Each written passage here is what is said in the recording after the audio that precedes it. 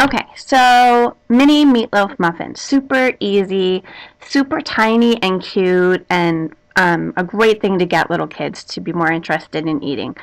All you'll need is a couple basic ingredients. You're going to need ground beef, you're going to need box stuffing mix, 2 eggs, half a cup of water, ketchup, and Pam nonstick cooking spray. First, what you want to do is go ahead and preheat your oven to 350. Then you're going to add 1.5 pounds of ground beef or turkey, your choice, to 2 whole eggs, and then half a cup of water. You could, as I said, add turkey to this.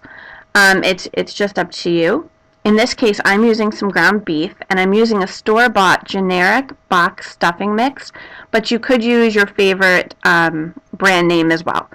I would actually do the opposite of whatever type of bread and meat you do. So in this case, I have beef, so I'm using a chicken stuffing mix.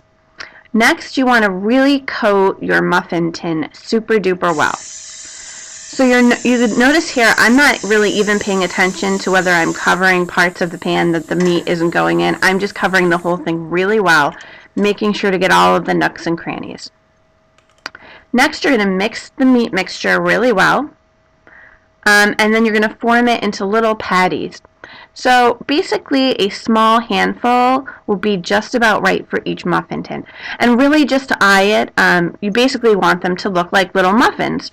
So go ahead and distribute the meat, and then at the end, if you see some that are overfull, you can kind of take from those and put into ones that need a little bit more. This recipe should fill a muffin tin absolutely perfectly. Next, you would be putting on some ketchup. But if you'd like to make your ketchup glaze just a little bit zippier, then I recommend putting a spoonful of brown sugar into the ketchup and giving it a good mix. And then you're just going to be putting dollops of that on top of your little tiny mini meatloafs. And you can kind of spread it around if you want. You'll notice that when they come out of the oven, it's not, brown and cooked on. It's really actually just a pretty glaze, and it just sort of adds a surprising sweetness to the tart ketchup. So here I am putting it in the oven. Unlike a traditional meatloaf, a lot of times you put foil over a meatloaf. In this case, you don't put any cover on this. You can put them directly right onto the rack.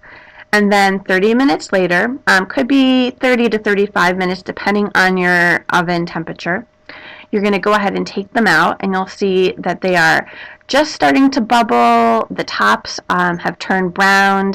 The edges are nice and crisp, and they will make your kitchen smell super, super great.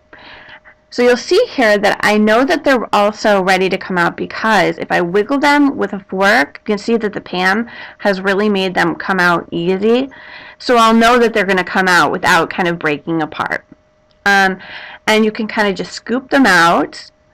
They'll come out just looking like the shape of a tiny little muffin.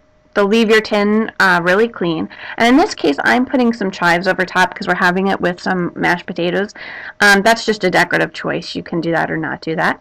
And then the true test of any meatloaf is to cut it open and see, is it moist? And you'll see in this case, the stuffing has really done a great job.